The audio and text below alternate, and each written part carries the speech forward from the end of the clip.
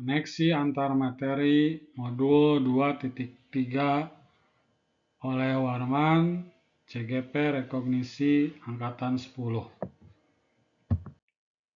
Pemikiran reflektif terkait pengalaman belajar. 1. Materi pembelajaran yang baru saja diperoleh. Dalam modul ini, saya belajar tentang supervisi akademik. Pendekatan yang digunakan adalah coaching. Coaching memiliki 3 prinsip. 1. Kemitraan, 2. Proses kreatif, dan 3. Memaksimalkan potensi. Coaching yang harus dimiliki diantaranya kehadiran penuh, mendengarkan aktif, dan mengajukan pertanyaan berbobot. Percakapan coaching menggunakan alur tirta. Tahapan dalam supervisi: 1. Praobservasi, 2. Observasi, 3. Pasca observasi. 2. Emosi-emosi yang dirasakan terkait pengalaman belajar.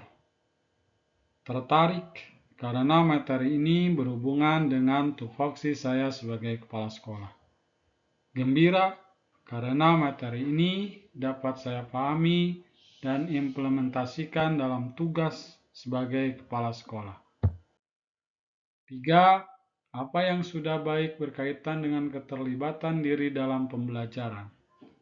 Saya dapat berkolaborasi dengan sesama calon guru penggerak saat mempraktekkan proses coaching menggunakan alur tirta, akronim dari tujuan, identifikasi, rencana aksi, dan tanggung jawab. 4. Apa yang perlu diperbaiki terkait dengan keterlibatan diri dalam pembelajaran, yaitu kemampuan dalam mengajukan pertanyaan berbobot agar dapat menggali informasi permasalahan pada diri coaching, sehingga dapat menemukan solusi atas permasalahannya. 5. Keterkaitan terhadap kompetensi dan kematangan diri pribadi. Setelah mempelajari modul 2.3, kompetensi saya berkembang dalam melakukan coach menggunakan alur tirta dan mempraktekannya berdasarkan prinsip-prinsip coaching, yaitu kemitraan, proses kreatif, dan memaksimalkan potensi. 2. Analisis implementasi dalam konteks sebagai calon guru penggerak. 1. Memunculkan pertanyaan kritis yang berhubungan dengan konsep materi dan menggalinya lebih jauh.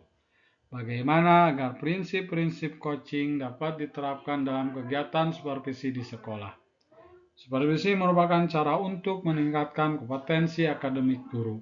Setelah supervisi, ada percakapan, pra-observasi, dan pasca observasi. 2. Mengolah materi yang dipelajari dengan pemikiran pribadi sehingga tergali wawasan baru. Guru adalah pemimpin pembelajaran yang harus memahami perkembangan murid secara menyeluruh. Dari segi kognitif dan sosial emosional murid, tujuan coaching dalam supervisi akademik adalah untuk mengembangkan kompetensi guru dapat meningkatkan kinerja dan terwujudnya pembelajaran yang berpihak pada murid. 3. Menganalisis tantangan yang sesuai dengan konteks calon guru penggerak. Tantangan terberat adalah menyamakan persepsi kepada guru-guru di sekolah. Supervisi akademik dijadikan sebagai bahan peningkatan kompetensi guru. 4. Alternatif solusi terhadap tantangan yang diidentifikasi. 1. Alternatif solusinya, yaitu melakukan sosialisasi kepada seluruh komunitas sekolah saat kegiatan Kombea. 2.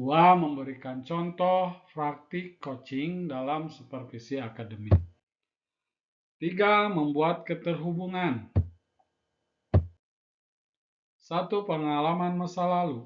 Supervisi akademik dilakukan hanya observasi saja tanpa adanya percakapan pra-observasi dan pasca observasi. Supervisi dilakukan hanya sebagai rutinitas dan menggugurkan kewajiban. 2. Penerapan di masa mendatang. Kegiatan supervisi harus dijadikan sebagai upaya peningkatan kompetensi dengan menggunakan pendekatan coach. 3 konsep atau praktik baik yang dilakukan dari modul lain yang telah dipelajari. Modul 2.1 dalam pembelajaran berdiferensiasi, murid dikelompokkan berdasarkan kebutuhan belajarnya. Modul 2.2 pembelajaran sosial emosional dan diharapkan fokus serta kehadiran penuh dalam melakukan proses coaching. Modul 2.3 coaching dalam supervisi akademik. 4. Informasi yang dapat dari orang atau sumber lain di luar bahan ajar pendidikan guru penggerak. Inti dari dimensi supervisi akademik adalah dalam rangka membina guru untuk meningkatkan mutu proses pembelajaran.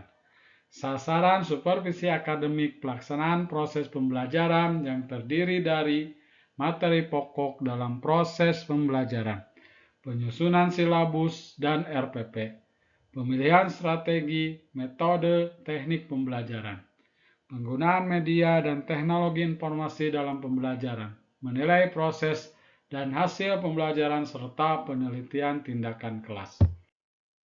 Terima kasih.